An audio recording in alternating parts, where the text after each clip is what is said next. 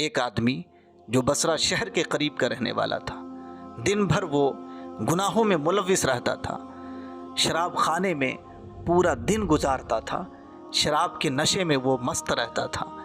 اس کے گناہوں کی وجہ سے اس سے لوگ نفرت کرنے لگے تھے، اس سے لوگوں نے منہ موڑ لیا تھا۔ اس کے رشتہ دار، خاندان والے اور پڑوسی اس کے گھر آنا جانا بند کر چکے تھے۔ ہر شخص اس سے نفرت کرنے لگا تھا۔ ایک دن موت کا فرشتہ آتا ہے اور اس کی روح کو قبض کرتا ہے۔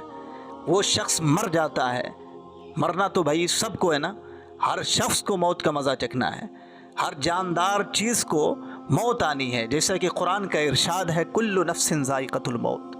ہر نفس کو، ہر جاندار شے کو موت کا مزہ چکھنا ہے، لیکن بہتر انسان وہ ہے جو اس دنیا سے اچھے اعمال لے کر کے جائے۔ اس کے لیے قبر اور حشر کی منزل آسان ہو جاتی ہے۔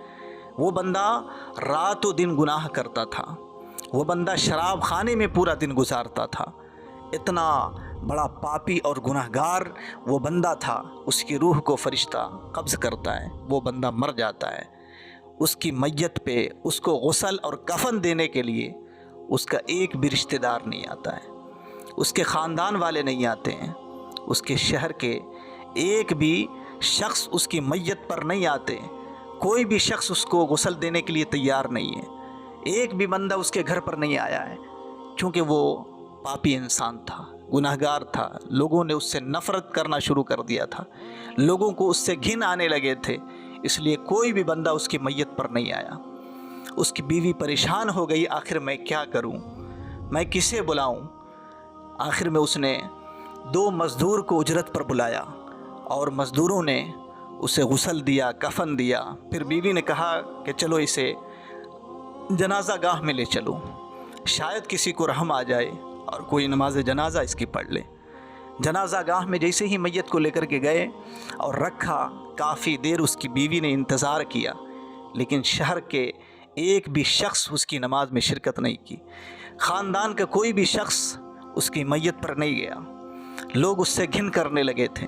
بیوی نے آخرکار مایوس ہو کر کے اپنے شوہر کی میت کو اٹھایا اور مزدوروں سے کہا کہ چلو اسے قبرستان لے کر کے چلو، اسے صحرا میں لے کر کے چلو جہاں قبرستان تھا۔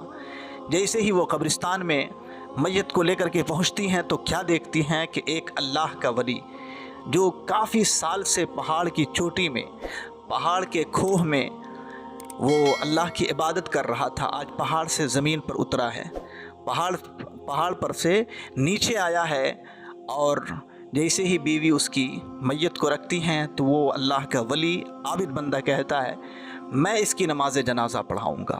یہ بات پورے شہر میں پھیل جاتی ہے، شہر کا ہر بندہ اس کی نماز پڑھنے کے لیے آ جاتا ہے۔ اس عابد بندے کی اقتداء میں اس کے پیچھے شہر کے سارے لوگ نماز ادا کرتے ہیں، اور نماز کے بعد عابد جو بندہ تھا اس سے شہر کے لوگ پوچھتے ہیں کہ حضور یہ بتائیں، یہ بندہ تو شرابی تھا، گناہ گار تھا، پاپی تھا، ہر بندہ اس سے نفرت کرتا تھا، لیکن آپ کی وجہ سے ہم لوگ آئے ہیں، یہ بتائیں آپ نے اس کی نماز جنازہ کیوں پڑھائی ہے؟ تو اس اللہ کے ولی نے کہا کہ میں نے ایک خواب دیکھا، خواب میں مجھے بشارت دی گئی کہ یہ بندہ مغفور ہے، یہ بندہ مغفور ہے، گناہوں سے پاک ہے۔ اللہ اکبر۔ تو اس عابد نے اس کی عورت سے کہا کہ اچھا اس کے زندگی کے حالات کے بارے میں بتاؤ، اس کے زندگی کے بارے میں بتاؤ کہ یہ کون سا ایسا کام کرتا تھا جسے اللہ تعالیٰ نے پسند کر لیا ہے اور اس کے گناہوں کو معاف کر دیا ہے۔ اس کی بیوی نے کہا کہ جیسا کہ مشہور ہے، ہر بچہ جانتا ہے، ہر کسی کو خبر ہے کہ یہ بندہ صبح اٹھتا تھا، شراب خانے جاتا تھا، دن بھر شراب پیتا تھا، اس کے گناہوں کے سارے شہر میں چرچے ہیں، لیکن یہ 3 ایسا کام کرتا تھا جس کی خبر شاید کسی کو نہیں ہے۔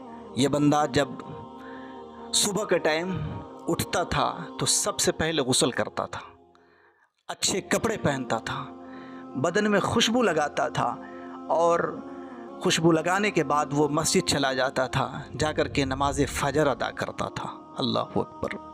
وہ شرابی ضرور تھا لیکن نماز فجر جماعت سے وہ پڑھتا تھا۔ دوسری عادت اس کی یہ تھی کہ اس کے گھر میں ہمیشہ ایک دو یتیم بچے پلا کرتے تھے اور اس کے ساتھ یہ اپنے بچے سے زیادہ پیار کرتا تھا، اپنے بچے سے زیادہ اسے پیار دیا کرتا تھا۔